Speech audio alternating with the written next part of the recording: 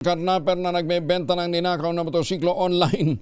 Arestado. Buti nga. Detalye ng balita mula kay Boy Gonzales, Sarah 29 Boy. Good morning. Good morning, Kuya Angela. Arestado o timbog sa mga katawan ng Manila Police District 3. Ang isang lalaki na sangkot sa pagnanakaw ng motorsiklo sa Santa Cruz, Maynila.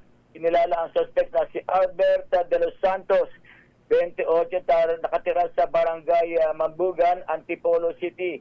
Siya iniresto matapos ang sinagawang follow-up operation ng Sector 3 personnel na pinangunahan ni Police Captain Ferdinand Cayabyab sa tulong na rin ng Antipolo City Police Station.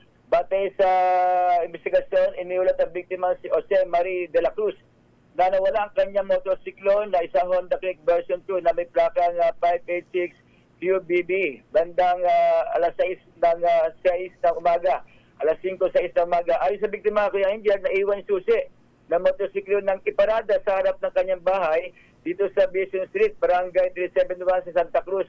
Kalaunay nakatanggap siya ng mensahe mula sa kanyang kaibigan na binebenta ang kanyang motorsiklo sa marketplace sa lugar ng Cogyo, Antipolo City. Dahil dito, agad na nagsagawa ng follow-up operation ang mga otoridad na nagresulta sa pagkakaresto ng suspect at pagbawi na ninakaw ng motorsiklo kasama na ang mga dokumento at susi nito. Ito si Boy Gonzales para sa DCRS, una sa Pilipinas, una sa Pilipino. Maraming salamat, Boy.